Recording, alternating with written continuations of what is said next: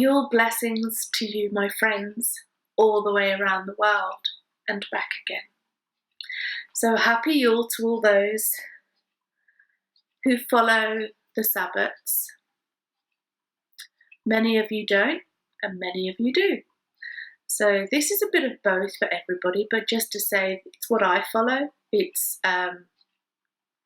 something that I've done for years and something that I really enjoy doing, following each part of the cycle of life through the Sabbats. And as I look around, I'm just thinking of all the things that I've still yet to do for you and say to you. But this today is the winter solstice, the 21st of December. And for me, it's an amazing day. It's a day of blessings. And I want to share some of those blessings with you later. But for now, I'm going to get back to the project that I said I was going to do last week for you, that I never got around to doing. And I still haven't fully completed all my bits. I've got my table and everything. I'm ready for my celebration of how I celebrate the wheel of life. And it's different for everybody. And if you don't want to follow a particular style, make your own up. So my tin can project is finally here. I finally managed to go over to my friend's house to get 2 tin cans. That was the hot glue gun on my finger, yowza. And what I did when I went and got all my greenery ready for my wreaths, etc. the other day, I managed to come across, I've got to move you now, I put out a blessing and I asked for, in fact I didn't ask, I don't remember asking for, but I do remember saying I really could do with some moss. And that was all I said. Now, I do the law of manifesting and I work with it heavily in my life on a daily basis, in that I totally believe that what you give out, you get back. And if you're in alignment with that energy that creates worlds, then you will find and source things that you can just think about. It will just come into your life. But that's a whole new story, so I'm not going to go there. But what I am going to go is that the day I asked for, I just said I just could do with some moss to do some tin cans, and it was just an idea, as I thought anyway. So that idea went out to the universe, and the universe answered me within a couple of hours. I was out walking, getting my greenery, and I looked at this wall, and it was covered in moss, and I was like, wow, there's my moss.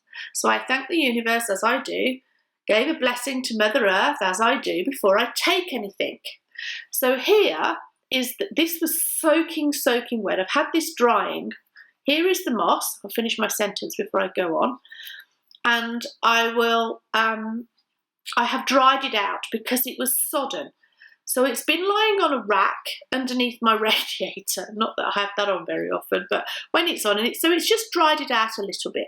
So what I wanted to do with this, and I've got a tray full of it. I was so blessed.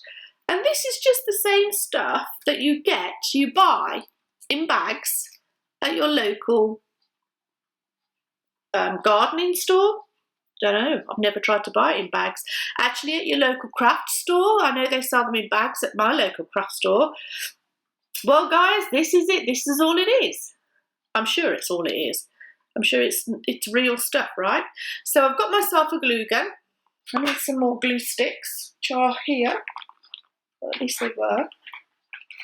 And I'm just going to show you how I make a simple tin. Oh, I think I just get my leg inside that little... there, so I can do this. Not that I've done it. So basically what I want to do is put all of this moss, let me just get you a little bit closer, wiggle, wiggle, a little bit higher, onto these tins. That's the idea, and the only way I'm going to do that is to glue gun them. So get yourself a glue gun and put a couple of lines of lovely luscious glue and put your moss on there. Now obviously your moss is going to continue to dry out, so if you want to keep it nice and green, the best way to do it is just to spray it every day. Just a little bit of water. And then what I'm going to do when I've done this, be careful when you're holding the tin, because the hot glue does go through and you will get a little bit of the warmth. So I'm just going to find some nice pieces to put on here. Not that no piece of moss is, not any piece of moss is nasty, but I love moss. I don't know what this affinity is that I've got with moss. And if you get some small holes, you can just go in there and fill it in. This is the great part about moss, is that it's just, I just love it. I don't know what it is about moss. I have an affinity with it. I'm a bit crazy like that, but anyway, it's who I am. I acknowledge my craziness with herbs and nature. I do, I love it. I just don't know, I think I must have been a fairy or a gnome or something in a past life. So all I'm going to do is go round and finish this tin.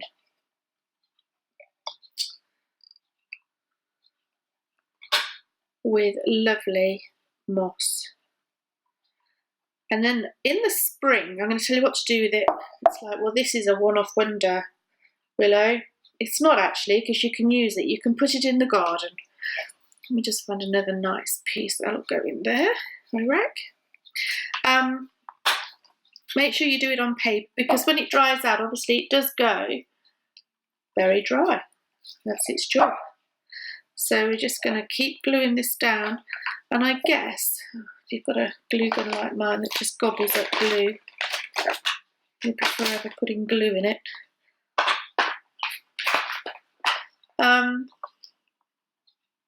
I just stick the end of my stick and stick that on the end of that stick so it stays. And I've got a long stick then, because this is only a short stick glue gun. And you just keep going around. So what I was going to say to you is, what do I do with it after I've used it at Yule or in my festivals or whatever you're using it for? Well, you can put it in the garden, and you can, I mean, you could drill holes. I haven't drilled any holes because this is going to hold some, let's finish my sentences today. Sorry guys, I will finish my sentences in a minute. So let me go back to this bit. So I'm using this to put holly and some greenery in out of the garden in-house. So I'm not drilling any holes in the bottom. However, inside I am going to put, not just water, I'm going to put some florist foam and then keep that as the water bit. So come the time when I take the decorations down, or they are finished for the solstice period, then I will put the tin cans outside and plant in them. And I might plant, I mean, you could still use them in-house. So you could plant some lettuce or some little greenery in there. You could put some basil in there if you want.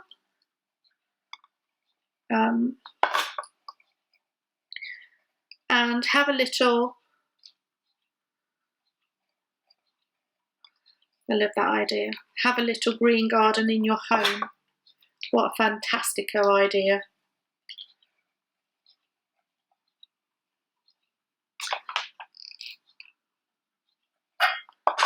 Maybe there is another way of putting this on, but this is the way I do it. Because I like it. I like the way it turns out.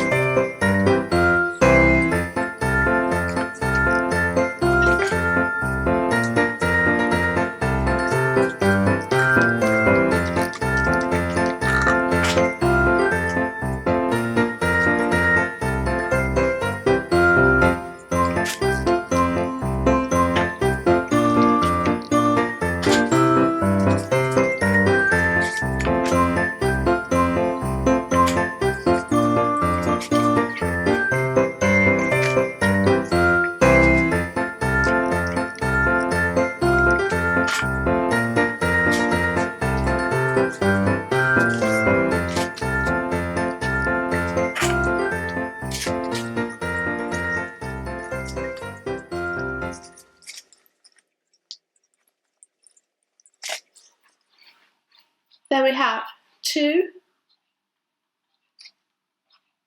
beautiful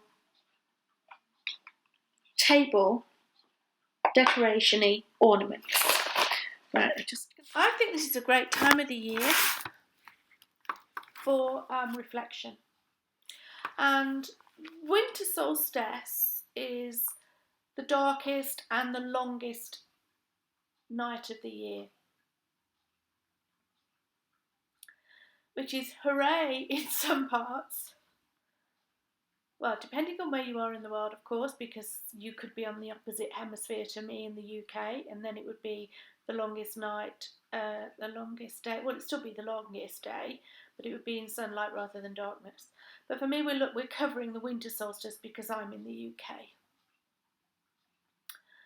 It is a time of reflection. Now, what I look at in terms of reflection is I don't believe in looking back, ever, because there's no point.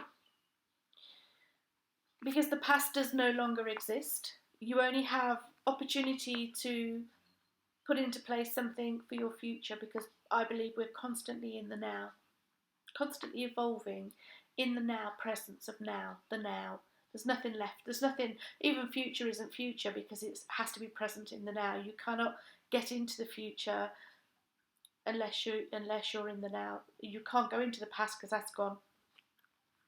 So for me, it's a time of, you could say devotional. Don't really like that word, but a dedication. A time of dedication is what I now do for 12 days of what I term, or what is termed as the Yule Sabbat. And those 12 days start today, the 22nd of December. And what I like to do, I also like to create my own rituals. And this is a great thing to do if you're a crafter or a creative person, is to create your own book of seasonal rituals and follow each of the Sabbats and write down in your own book what you like to do and things you like to achieve. And it's got to be something personal to you. It doesn't have to be what is already written. It doesn't have to be that. Nobody said that you have to follow other people's rituals and devotionals or whatever. You can do your own. Who says you can't anyway? So what I like to do is I pick the things that I enjoy. So what is meaningful to me, and I make a ritual based on that meaning. Simple, really. And this is where that reflection comes in terms of I do reflect, although I don't. That sounds contradictory in itself, doesn't it? I do reflect, but I don't. How do you do that then? Well, I reflect on where I'm at in this moment, I reflect on what Mother Earth, for me, I'm doing a prayer to Gaia on day one. And Gaia, for me, Mother Earth, is the heartbeat of everything. I love her so much, it's quite bonkers. But not, because I know that other people really, really love her. But I have super, super special connection with Mother Earth. It's taken me years to figure it out and why. But I don't do the why anymore. I just accept that I am very much a goddess of the earth. And I think about her at this time of the year, and I use nature a lot in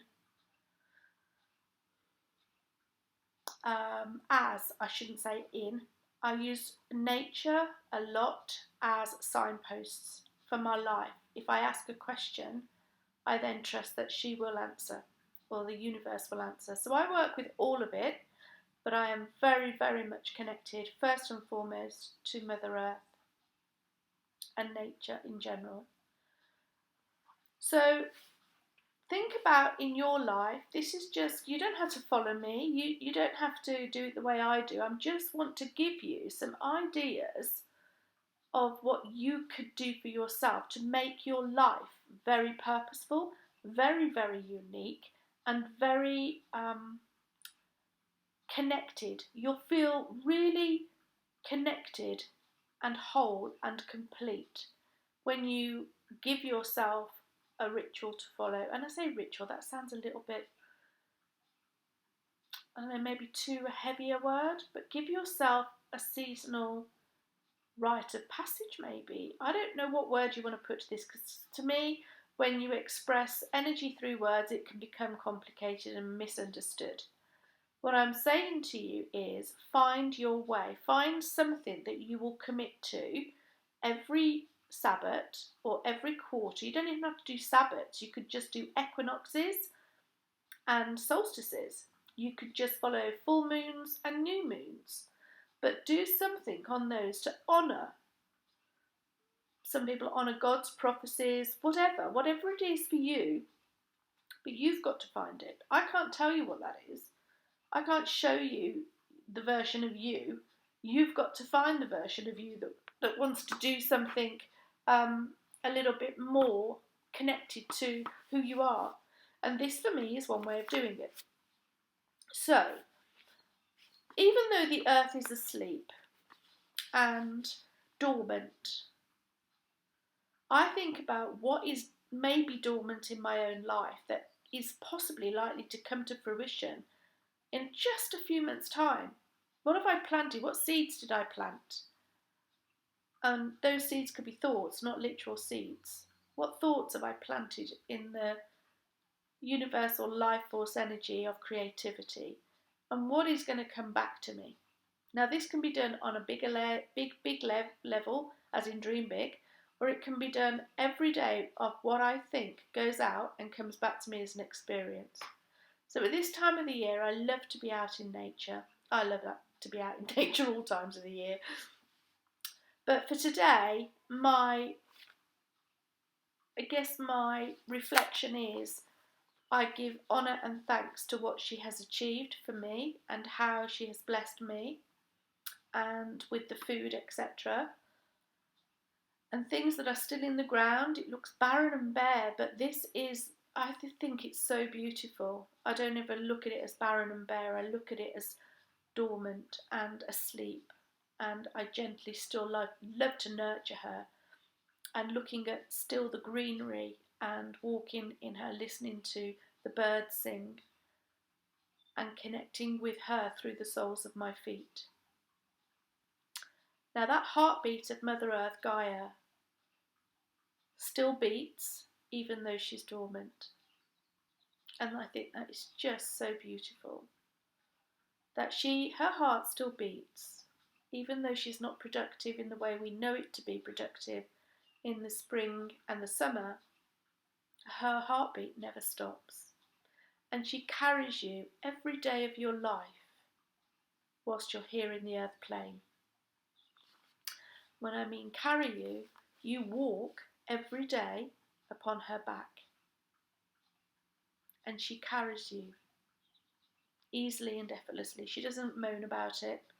She doesn't say, "Way man, you're too heavy, get off me."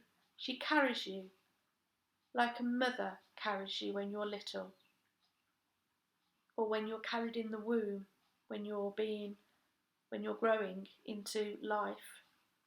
That womb, that Mother Earth, represents the womb of a woman. And she carries you, continues to carry you to the end of your days.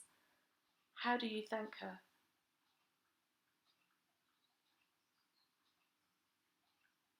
I know how I thank her. How do you thank her? Or do you?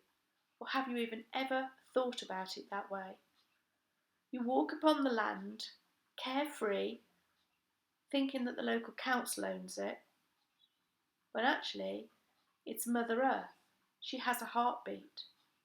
And an Aborigine once taught me how to connect to that heartbeat through meditation and through the soles of my feet.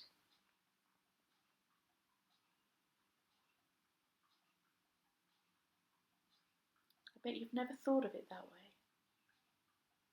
But maybe today is the start of a new beginning for you. Maybe today you will think about things that are dormant in your life. Maybe this bit, well, I never really knew that part was connected to me, or this is another part of an awakening for some people.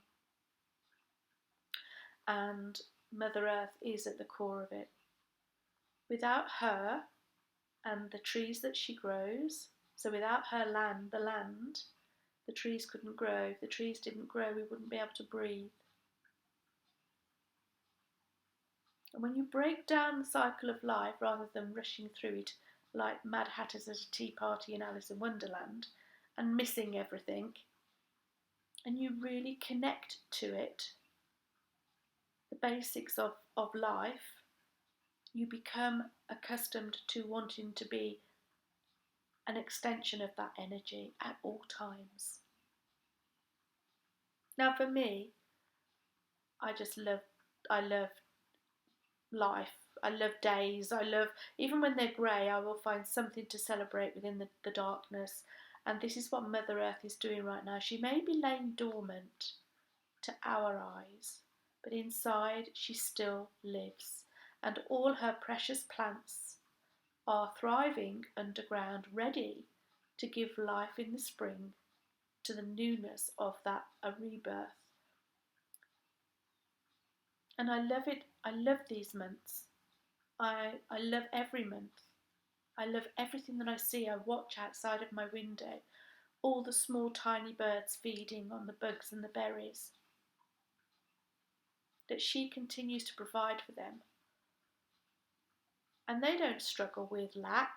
They don't struggle with poverty consciousness. I watched the buzzard this morning just outside of my lounge window. And I love birds of prey. I have such a connection to them. And I watched as it rose higher and higher on the thermals. How graceful and blissful it was. And I get to see that every day because I'm aligned and attuned to Mother Earth's vibration. And as I talk to you now, I can see the little birds outside my window fluttering around, the little blue tits and the great tits, long-tailed tits, all fluttering around in the tree outside. And it's like they're playing, they continue to play outside in their beautiful world. And just because you're dormant doesn't mean to say you're not alive. So stop getting frustrated with the external things that go on in life and connect to the source of who you are. She's bountiful. You're an extension of source energy. Mother Earth continues to thrive with or without you, but she would like your help now because we've so abused. Humans have so abused her in the past from greed, monetary greed, and well, I'm not even going to get into that. Let's just try and recover her. Let's help her to recover. I'm not unconscious to the stuff that I've done along the way, including the plastic stuff. But I'm My carbon footprint is almost as low as it can go. It can't. Well, it could go lower, but not with my circumstances. So, have you measured your carbon footprint? Do you know what you're doing to the planet, to your mother? This is your real mother. Mother Earth is your real mother. A human gave birth to you, and she is your earthbound mother. But who is that you walk upon every day, that gives you life? Now, you may not agree with what I'm saying, and that's fine. That's your opinion, and this is mine. And you don't have to watch this. You could just stop it and say, no, that's not for me. Or maybe you think there's no truth in it. That's fine as well. This is my truth.